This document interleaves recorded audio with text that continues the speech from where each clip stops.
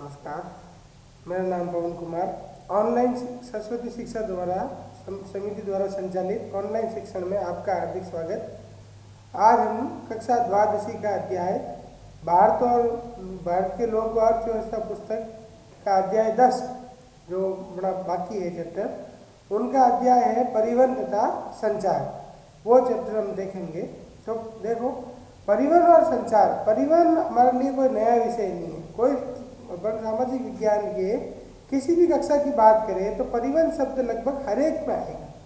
परिवहन का शाब्दिक अर्थ होता है परि प्लस वहन, यानी किसी भी व्यक्ति अथवा माल को एक जगह से उठाकर दूसरी जगह इसका स्थानांतरण करना, ठीक है ना, वो परिवहन कहलाता है।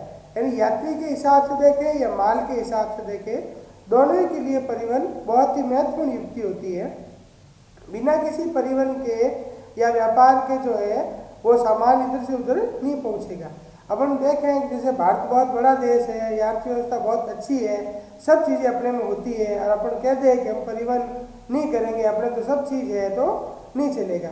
कोई भी गाँव हो या शहर हो, वो पूरा जो सामान है एक दूसरे स्थान पर भेजना पड़ता है, स्थानांतरित करना पड़ता है, तब जाके लोगों की आवश्यकताओं की पूर्ति होती है। यानी इसकी व्यवस्थित परिभाषा देखें कि लोगों की आवश्यकता की पूर्ति के लिए यात्री या सामान को इधर उधर तो लाना या ले जाना, वो परिवहन के अंतर्गत आता है, ठीक है ना। तथा इस टॉपिक में आगे अपन संचार की भी बात करेंगे। यानी परिवहन के साथ में संचार भी जरूरी है, ताकि संचार या यातायात के साधन द्वारा जो भी पुराने जमाने की बात करें, कागज से लेकर चिट्ठी से लेकर आजकल ईमेल इंटरनेट तक पूरा संचार में आएगा। सबसे पहले बात करें अपन परिवहन की, तो परिवहन में सबसे पहले आते हैं परिवहन के साधन कौन कौन से हैं। अपन बात करें कि भाई आप परिवहन कर रहे हो या आप सामान को इधर ले जा रहे हो, तो कौन कौन से साधन मुख्य रूप से हो सकते हैं, ठीक है ना। तो परिवहन के जो मुख्य साधन हैं उनको हमने 3 भागों में बांटा है, ठीक है ना। स्थल परिवहन, जल परिवहन और वायु परिवहन, ठीक है ना।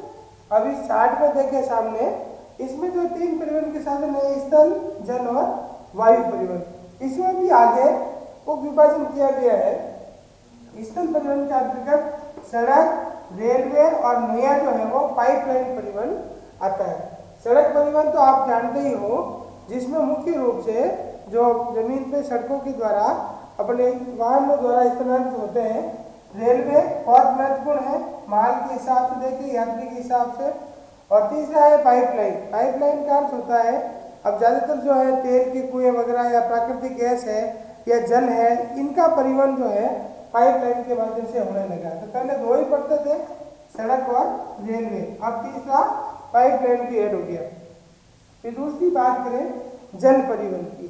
जल परिवहन में 2 प्रकार का है, अंतस्थलीय और सागरीय या महासागरीय। अंतस्थलीय का मतलब है भारत के अंदर ही मान लो एक नदी के द्वारा इधर से उधर जाया जाता है। जैसे गंगा नदी के द्वारा अपन दिल्ली से लेकर ठेठ अपन पश्चिम बंगाल तक व्यापार कर सकते हैं, या काशी वाराणसी से लेकर पश्चिम बंगाल को जा सकते हैं, तो वो अंतस्थलीय है।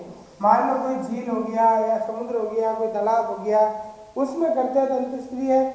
और हिंद महासागर द्वारा, अरब सागर द्वारा, बंगाल खाड़ी द्वारा अपन किसी 2 देशों के बीच में व्यापार कर रहे हैं परिवहन, तो वो सागरीय और महासागरीय के अंतर्गत शामिल होता है, ठीक है ना। फिर तीसरा है वायु। वायु परिवहन को भी अपन देखें तो 2 रूपों में बांटा गया है, राष्ट्रीय और अंतर्राष्ट्रीय। राष्ट्रीय का अर्थ होता है देश के अंदर ही, ठीक है ना। मान लो जयपुर से जोधपुर या जयपुर से दिल्ली ये उड़ानें होती है अपने एयर इंडिया की, तो वो राष्ट्रीय परिवहन के अंतर्गत आता है। या दिल्ली से कुआलालंपुर जाओ, मलेशिया की राजधानी, दिल्ली से न्यूयॉर्क जाओ या दिल्ली से दुबई जाओ, तो वो 2 देशों के मध्य होने वाला है, तो वो अंतर्राष्ट्रीय परिवहन के अंतर्गत काम आता है, ठीक है ना। तो मुख्य रूप से चार्ट में देखो तो परिवहन के साधनों को हमने 3 भागों में बांटा है, स्थल, जल और वायु। अपन सबसे पहले बात करेंगे स्थल परिवहन की। आज भी देखें तो परिवहन के साधन में जल और वायु का इतना महत्व नहीं है जितना स्थल परिवहन का है, क्योंकि स्थल परिवहन में ही ज़्यादातर व्यापार होता है। हाईवे है, रेलवे लाइन है, पाइपलाइन परिवहन है, ये सब स्थल परिवहन के साधन होते हैं। और इन तीनों में भी बात करें तो सबसे प्रमुख है सड़क परिवहन। अब अपन बात करेंगे स्थल परिवहन के प्रमुख साधन के रूप में सड़क परिवहन। सड़क परिवहन का लाभ यह है कि घर से घर यानी डोर से डोर बात करें या दरवाजे से दरवाजे तक ले जाना है सामान, ठीक है ना, तो सड़क परिवहन सबसे महत्वपूर्ण होता है। आज भी देखो फैक्ट्रियों से सामान बढ़ता है, उसके माध्यम से ट्रकों में लोड करके बाजारों तक ले जा सकते हैं। बाजार से फिर उसमें टेम्पो में या कि छोटी गाड़ी रख के ठेठ घर तक वो सामान पहुंचाया जा सकता है। वो रेलवे और जल या पाइपलाइन में वो संभव नहीं है, लेकिन सड़क परिवहन के अंतर्गत संभव है। इसलिए जो मुख्य रूप है जो इस परिवहन का वो है सड़क परिवहन। अब सड़क परिवहन की बात करें तो शुरुआत कब से हुई, ठेठ ऐसा कहा जाता है कि जिस समय मुगलों का राज था उस समय एक शेरशाह सूरी नाम के शासक हुए थे हुमायूं के बाद। ये हुमायूं को हराकर वो बीच में 4-5 साल शासक रहे थे। सबसे पहले उन्होंने जीटी रोड का निर्माण कराया था, ग्रैंड ट्रंक रोड का, और उन्होंने अपने साम्राज्य को पेशावर से लेकर कोलकाता तक एकदम पक्की सड़क का निर्माण कराया था, जिसको अंग्रेजों ने ग्रैंड ट्रंक रोड नाम दिया था, ठीक है ना। तो ग्रैंड ट्रंक रोड जो जीटी रोड कहलाती है वो पेशावर से कोलकाता तक है। वर्तमान में सरकार ने इसको 2 हाईवे में कन्वर्ट कर दिया है। NH1 नेशनल हाईवे जिसमें दिल्ली से लेकर अमृतसर तक का भाग शामिल है, NH2 जिसमें दिल्ली से लेकर कोलकाता यानी अमृतसर से दिल्ली से कोलकाता तक का भाग में बांटा गया है। बात कर रहे हैं सड़क परिवहन की, तो सड़क परिवहन में जो सबसे पहला आता है वो होता है NH, या अगर पूरा आ गया है तो राष्ट्रीय राजमार्ग यानी नेशनल हाईवे, ठीक है ना। सबसे प्रमुख महत्वपूर्ण है ये। हालांकि परसेंटेज की बात करें पूरे भारत में सड़कों की तो मात्र 14-15% ही हाईवे होते हैं, लेकिन अगर बात करें इसमें व्यापार की तो देश का 75% से भी ज़्यादा व्यापार राष्ट्रीय राजमार्गों के माध्यम से होता है, ठीक है ना। तो सबसे महत्वपूर्ण जो सड़कें हैं वो नेशनल हाईवे है, और नेशनल हाईवे का अर्थ है कि इसका जो प्रबंधन है या निर्माण कार्य है या रखरखाव सब भारत सरकार के द्वारा होता है, सेंट्रल गवर्नमेंट के द्वारा होता है, इसलिए उसको नेशनल हाईवे कहा जाता है। नंबर 2 जो सड़कें होती हैं वो होती है SH, या इसको कहते हैं स्टेट हाईवे, राज्य राजमार्ग। आपने देखा होगा कभी जाते हो तो डबल लाइन होती है, छोटा सा टोल नाका होता है, उसके ऊपर लिखा होता है राजस्थान सरकार, ठीक है ना। तो वो राजस्थान सरकार का राजमार्ग यानी राजस्थान सरकार इसका निर्माण करती है और उसका रखरखाव करती है, ठीक है ना। तो उसको अपन स्टेट हाईवे या राज्य राजमार्ग कहते हैं। नंबर 3 होती है जिला सड़कें, ठीक है ना। जिला सड़कों का अर्थ है कि कई गांव या तहसीलें जो होती है और उससे जिला मुख्यालय को मिलाने वाली सड़कें जिला सड़कें कहलाती है, जो हर एक बड़े शहर से लेकर जिला मुख्यालय तक जाती है। नंबर 4 जो होती है वो होती है ग्रामीण सड़कें, है ना, ग्रामीण सड़कें। ये प्रधानमंत्री सड़क मार्ग योजना अंतर्गत निर्मित सड़कें होती है जो प्रत्येक ग्राम पंचायत को दूसरी ग्राम पंचायत मुख्यालय तक जोड़ती है, और लगभग अब तो वर्तमान में देखें तो हर गांव के अंतर्गत सड़कें बन गई है, ठीक है ना। तो वो अपन ग्रामीण सड़कें कह सकते हैं। और अब एक नई आई है वो 5वां है, वो है सीमावर्ती सड़कें। सीमावर्ती सड़कें जैसे युद्ध हुआ था भारत चीन के बीच या भारत पाकिस्तान के बीच, उसमें हमें तकलीफ झेलनी पड़ी थी। उसका कारण था कि हमारी जो बॉर्डर है वहाँ तक सड़कें अच्छी नहीं थी, ताकि सामान पहुँचाने में और अन्य चीज़ों में हम काफ़ी लेट हो गए थे, उसका नुकसान हमें भुगतना पड़ा था। तो सरकार ने तय कर दिया है कि जितनी भी सीमाएं हैं भारत पाकिस्तान के साथ, भारत चीन के साथ, नेपाल भूटान कहीं पे भी हो, सब जगह सड़कें बनाई जाए ताकि वहाँ कोई सामान पहुँचाने की जरूरत पड़ जाए तो जल्दी से जल्दी पहुँच सके। तो जो भी आसपास बड़े शहर है, गंगानगर नज़दीक पड़ता है सीमा से, तो गंगानगर से लेकर सीमा तक सड़क बनाई, जैसलमेर से लेकर जोधपुर से लेकर ठेठ तक पूरी बाउंड्री जो भारत की सीमा है वहाँ तक सड़कें बन गई।